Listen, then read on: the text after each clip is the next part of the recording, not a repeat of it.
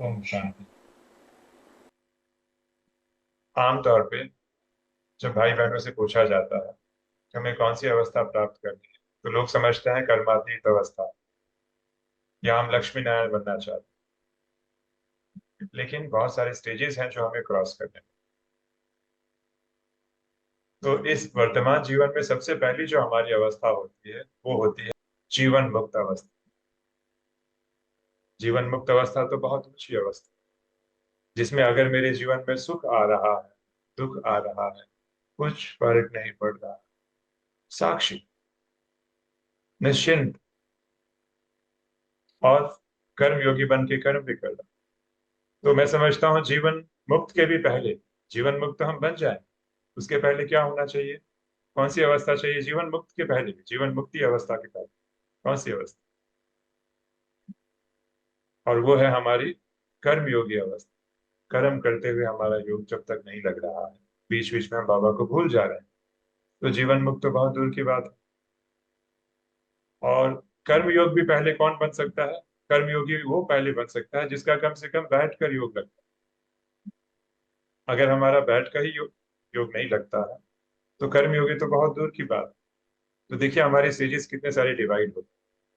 तो पहले हमें कम से कम बैठ के तो योग लगे, बैठ कर अगर योग लगता है तो इसके पश्चात फिर धीरे धीरे हम कर्म योगी बनने लगते हैं। कर्म योगी बनने लगते हैं तो कुछ दिनों के बाद जीवन मुक्त अवस्था, और जीवन मुक्त अवस्था जब प्राप्त होती है, इसके बाद कर्मातीत, फरिश्ता, देवता। तो देखिए लाइफ साइकिल में कितने सारे स्टेजेस में ऐड कर रहे हैं। तो बाबा के जो महावाक्य हैं बहुत ही हायर लेवल के हैं, लेकिन आज परिस्थिति डिफरेंट है। और बहुत सारे, बहुत, बाबा कहते हैं ना, फोटो में कोई कल की मुरली बाबा बता रहे, बहुत कम बच्चे हैं जो उस अवस्था को प्राप्त कर। तो हमें अभी से पुरुषार्थ करना चाहिए, इसीलिए योग का विषय बहुत ही इंपॉर्टेंट। मैं फिर से एक बार बोल देता हूँ, पहले बैठक योग, फिर कर्म योग। ऐसे नहीं कि बैठक योग पहले मैं कर लूंगा फिर ही कर्म योग करूँ, साथ में भी कर सकते हैं। लेकिन कोई कहे कि भाई जी मैं बैठ के योग लगा लेता, मैं कर्म योगी हूँ लेकिन बैठ के योग नहीं लगता, ऐसे नहीं, हो ही नहीं सकता। तो पहले बैठक योग, इसके बाद हम हठ योगी नहीं, हमें कर्म भी करना है, फिर कर्म योग, फिर जीवन मुक्त, फिर कर्मातीत, फरिश्ता, और इस प्रकार ऐसी अवस्थाएं चल। तो योग क्यों नहीं लगता? बहुत से भाई बहनों की शिकायत, इसमें बहुत से कॉमन प्रॉब्लम्स। कई बार रिट्रीट कराते हैं, रिट्रीट में कुछ प्रॉब्लम बड़े कॉमन होते हैं। जैसे आज का जो विषय है, योग में आने वाली समस्याएं कौन कौन सी आती है। मेजोरिटी अगर अभी योग में बिठाया जाए, आप देखें, जो मैं है वही बताऊंगा जो वास्तविकता में हम रियलिटी में देख रहे हैं। तो अगर मैं कहूँ हम सभी बैठ जाए योग में, तो आप पाएंगे कुछ देर के बाद, 10-15 मिनट के बाद, कईयों को, मैं नहीं कहता हूँ सबको, कईयों को क्या होगा, सबसे पहले नींद आना चालू हो, झुटका, प्रॉपर नींद किया भी होगा फिर भी नींद आना चालू हो। अच्छा, नींद होना आना चालू हो जाता है तो जिसको नींद नहीं आता है वो देखता है अच्छा वो नींद कर रहे हैं, तो ये भी ठीक है। नींद नहीं आती है तो दवाइयां लेते हैं कि भाई नींद आ जाए। यहाँ पे देखिए बाबा के बच्चे क्या कहेंगे, है ना? तो अगर कोई किसी को नींद आ रही है तो भी कोई प्रॉब्लम की बात नहीं है। बट हाँ, चलो नींद कर लिया, अब इसके बाद योग लगना चाहिए। फिर ऐसा क्यों होता है कि नींद होने के बाद भी, हमने पूरा नींद किया फिर भी योग नहीं लगा? तो बहुत सारे कारण होते हैं। हमारा शरीर भी स्वस्थ होना चाहिए। भोजन अगर हमने बहुत ज्यादा अति कर लिया तभी भी पूरा शक्ति मस्तिष्क की कहाँ पे जाएगी, भोजन को डाइजेस्ट करने में चलेगी, फिर भी योग नहीं लगेगा। तो हमारा दिनचर्या संतुलित होना चाहिए, जिसमें प्रॉपर नींद भी हो। ऐसे नहीं कि हम बहुत लगन में आ गए और 2:30-3 बजे उठकर बैठ गए। चलो 2:30-3 बजे उठे लेकिन रात को सोए कितने बजे, ये इंपॉर्टेंट। तो शरीर को प्रॉपर नींद भी चाहिए, भोजन भी सात्विक।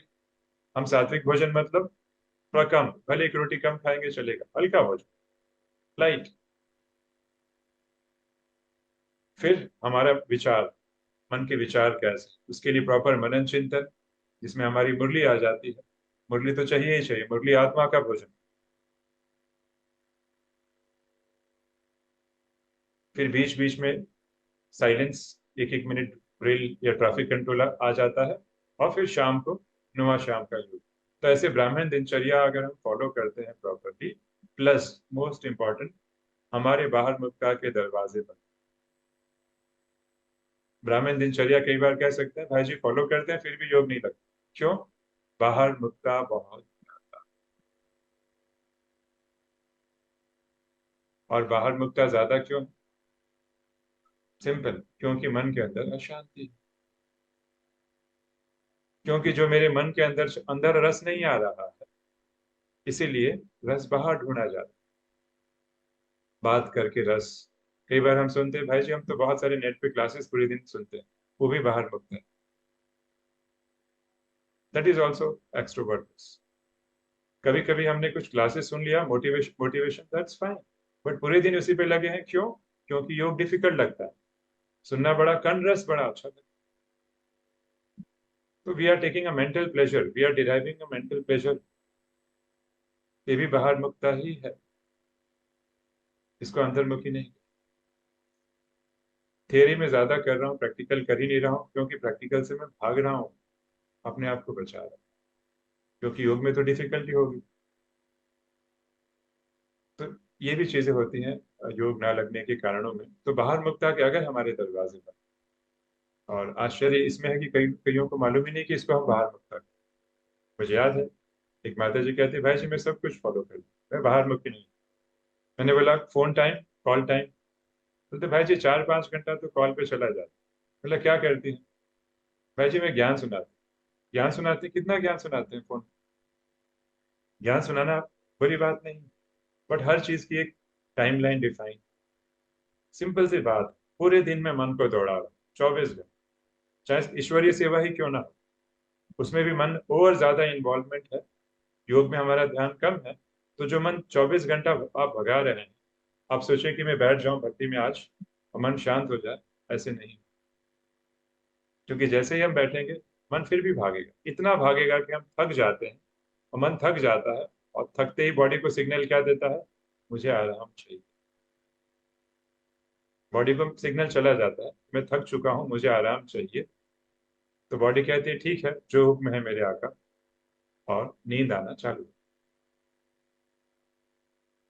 नींद आना इस बात का प्रमाण है। योग में अगर हमें नींद आ रही है, इस बात का सीधा एक ही मतलब होता है कि हमारी बाहर मुक्ता या मन को हम बहुत दौड़ा रहे हैं, चाहे ईश्वरीय सेवा ही क्यों ना हो। ईश्वरीय सेवा के लिए मनाही नहीं, बट ओवर इन्वॉल्वमेंट। बाबा कहते हैं ना कि जिस समय अगर अंतिम समय आया, अगर सेवा याद आ गई, तभी भी फेल। सेवा की मनाही नहीं, बट कितना कितना दौड़ाना है, तो ये देखना पड़ेगा। तो दिनचर्या का पर्पस ही ये है, हमारे विचारों की गति थोड़ी स्लो रहे, विशेष ध्यान देंगे।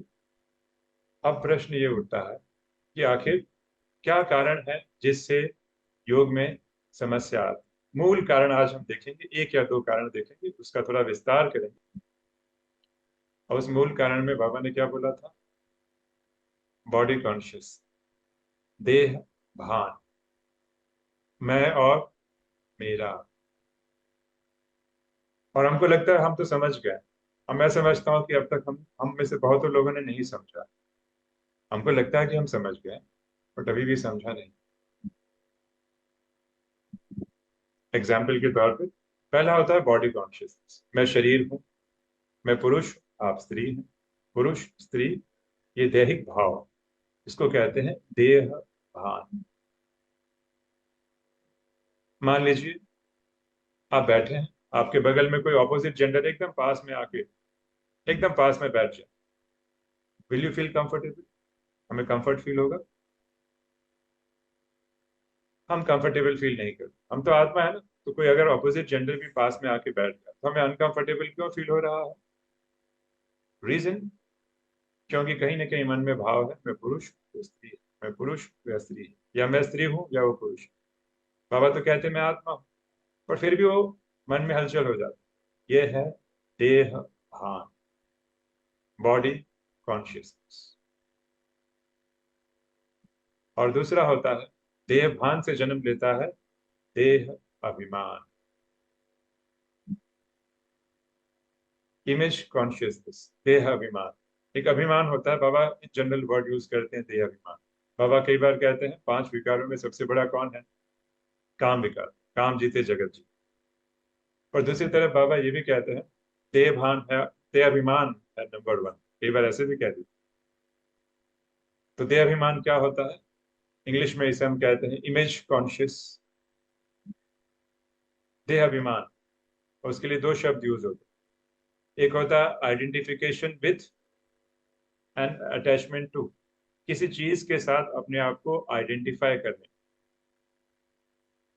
मैं वो हूं, मैंपन, मैं वो हूं, ऐसा मान लेना, उसको कहते हैं आइडेंटिफाई। मतलब उसके साथ मिल जाना, चिपक जाना, उसको अपना समझ बैठ, एक हो जाना, तादाद में हो जाना। बहुत सारे शब्द दे सकते हैं। और दूसरा होता है अटैच हो जाना। तो एक होता है अटैचमेंट। अटैचमेंट एक चीज होता है, और अटैचमेंट उस लेवल तक हो गया कि अब अपने आप को उसका स्वरूप मान बैठे। तो 2 शब्द है, आइडेंटिफिकेशन और अटैचमेंट, जिसको हम कहते हैं, दुनिया में कहते हैं ईगो। बाबा कई बार शब्द यूज करते हैं इन जनरल, देह अभिमान। एग्जाम्पल के तौर पे एक होता है कि मैं बहुत अच्छा हूँ, मैं बहुत अच्छा ज्ञान सुनाता हूँ। हाँ, मेरा बहुत अच्छा घर है, मेरा बेटा यूएस में रहता है, मैं इस खानदान या कुल का हूँ, मेरी कम्युनिकेशन स्किल बहुत अच्छी है, मैं, या मैं सॉफ्टवेयर इंजीनियर हूँ, मैं। आइडेंटिफाई कर और अटैच होना, 2 शब्द याद रखें, आइडेंटिफिकेशन एंड अटैचमेंट। उसको कहते हैं ईगो या देह अभिमान। अभी ये जो देह अभिमान होता है, क्यों हम जान रहे हैं, मैं अभी आप बताऊंगा क्यों इसका योग के साथ क्या कनेक्शन, बहुत गहरा कनेक्शन। तो देह अभिमान के यूजुअली मैं 2 टाइप्स डिवाइड करता हूँ, 2 प्रकार। 2 टाइप्स में कौन से हो गए? एक तो अभिमान दिखता है व्यक्ति की पर्सनालिटी में, विजिबल, प्रत्यक्ष रूप। कोई आदमी ऐड कर चलता है, बार बार मैं करता है, मैं ऐसा हूं, आपको मालूम है मैंने क्या किया, ये कर दिया, अपना खूब महिमा। बाबा कहते हैं मुरली में, मुंह मियाँ मिट्ठू, अपनी महिमा। और सामने वाले को भी मालूम पड़ जाता है कि भाई अपनी महिमा कर रहे हैं, शिकी बगा रहे हैं, अपने बारे में ही बोल। कईयों को शर्म भी आती है, अरे क्या बोल रहे हैं। वो तो समझ में आता है। एक होता है वो देह अभिमान, अभिमान होता है, ईगो कह सकते हैं। और दूसरा अदृश्य, इनविजिबल, एक एक कह सकते हैं, एक हार्ड ईगो है, और एक सॉफ्ट फॉर्म में दिखता है उसका, अदृश्य, invisible, indirect,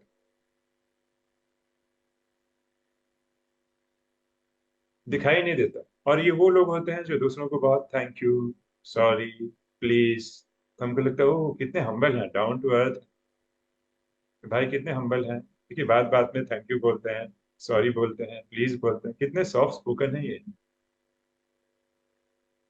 but soft spoken है, बट अंदर जो ईगो है वो सॉफ्ट नहीं है। वो सॉफ्ट ईगो हार्ड ईगो से भी काफी डेंजरस है। और उसकी निशानी आप बोलेंगे भाई जी मेरे अंदर नहीं है। कैसे? उसकी निशानी क्या है, कैसे मालूम पड़ेगी कि मेरे अंदर ईगो कितना बचा है? इसका थर्मोमीटर है। क्या थर्मोमीटर?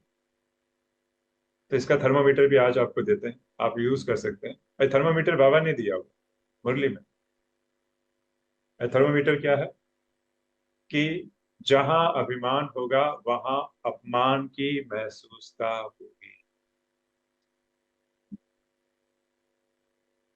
अगर मुझे थोड़ा भी अपमान की महसूसता हो रही है किसी भी कारण, किसी ने मुझे ओम शांति नहीं बोला, विश नहीं किया, या गुरुवार के भोग के लिए मुझे पूछा नहीं, और मुझे हो गया हर्ट, जिनको हर्ट की बीमारी है, इसका सीधा मतलब होता है अभिमान कायम है। 80% हर्ट मतलब 80% ईगो, 10% हर्ट मतलब 10% ईगो। साइंस में इक्वेशन है।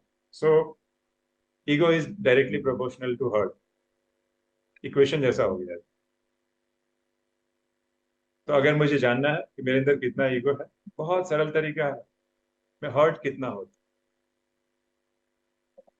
तो एक मासूम सी कन्या है जो बहुत इनोसेंट दिखती है, बहुत इनोसेंट है, एकदम बेचारी मासूम सी है, लेकिन हर्ट हो जाता है। तो हमको लगता है तो मासूम सी कन्या है, इसमें कहाँ ईगो होगा। तो ये हमारा भ्रम है, क्योंकि भगवान के माँ बाप की कभी गलत नहीं।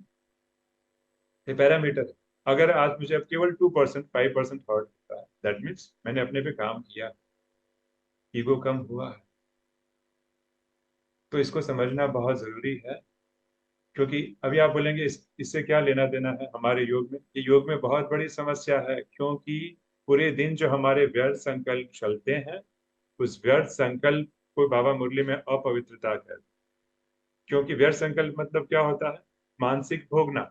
हमें बाबा अच्छा नहीं लग रहा, हमें वो समस्या फ्यूचर की वो अच्छी लग रही है, हमें पास्ट की वो चीजें अच्छी लग रही है, योग अच्छा नहीं लग रहा, उसमें मजा आ रहा है, एक प्लेजर मिल रहा है, नेगेटिव प्लेजर।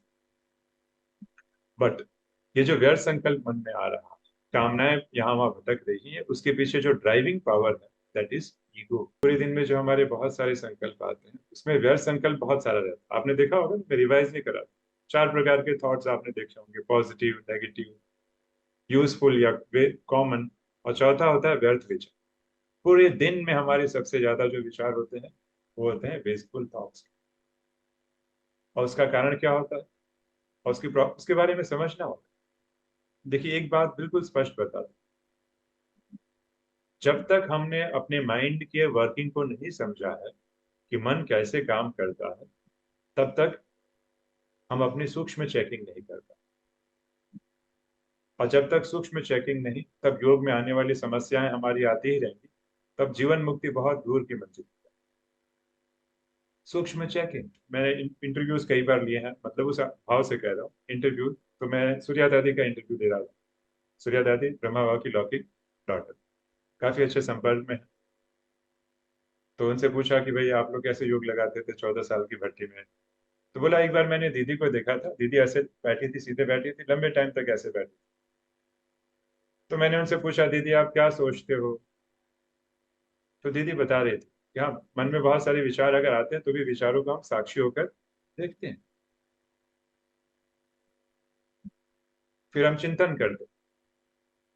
तो जो व्यक्ति अगर अपने मन को अच्छे से समझ नहीं सकता है कि मेरा मन क्या काम करता है, मन का वर्किंग कैसे होता है, ऐसे नहीं कि मन बुद्धि संस्कार बस आत्मा की 3 शक्तियां जान लिया, ऐसे नहीं। बहुत बारीकी से अपने मन की वर्किंग को जानना और सच्चाई को वैसे ही स्वीकार, तब हम अपने आप के अवगुणों को निकाल पाएंगे जो कल के बदले करते। रफ टफ बोलना, मुंह से ऐसे वाणी निकलती है, तो बच्चे एकांत में रहकर अपने अवगुणों को चेक, कौन कौन से गुणों की। तो गुण तो बहुत दूर की बात है, पहले देखिए कि अंदर क्या है, झांके तो अंदर। तो मैं ये बता रहा था, व्यर्थ संकल्प जो आते हैं हमारे मन में, व्यर्थ संकल्प कभी भी वर्तमान का नहीं होता है, या तो पास्ट का होगा या तो फ्यूचर का। आप देख लीजिए, ट्राई कीजिए। बैठा हूं और मुझे याद आ गया कोई सेवा, मुझे वो सेवा करनी है, ये करना है, वो करना है, फ्यूचर का। फ्यूचर मतलब कई साल का नहीं, जस्ट कुछ पल पहले का। या बैठा हूं तो मुझे मान लीजिए अपनी डॉटर याद आ रही है, पास्ट। व्यर्थ विचार आपको या तो फ्यूचर में ढकेलेगा या तो पास्ट में चिपका देगा। और इसके पीछे जो शक्ति काम कर रही है फ्यूचर में ढकेलने का या तो पास्ट में ले जाने का, उस शक्ति का नाम है ईगो या देह अभिमान। बड़ा सूक्ष्म इक्वेशन, शायद आप रिलेट भी नहीं कर पा रहे हो, कहाँ व्यर्थ विचार, कहाँ अभिमान, क्या कनेक्शन है, गहरा कनेक्शन। और इसीलिए जैसे ही हम अशरीरी होते हैं योग में, तो हमारा देह भान से हम परे होते हैं, और आप पाएंगे व्यर्थ संकल्प की मात्रा कम हो जाती है। क्योंकि हम अशरीरी हुए, देह भान और देह अभिमान से परे हो रहे हैं, तो विचारों की गति एकदम धीमी बन जाती है।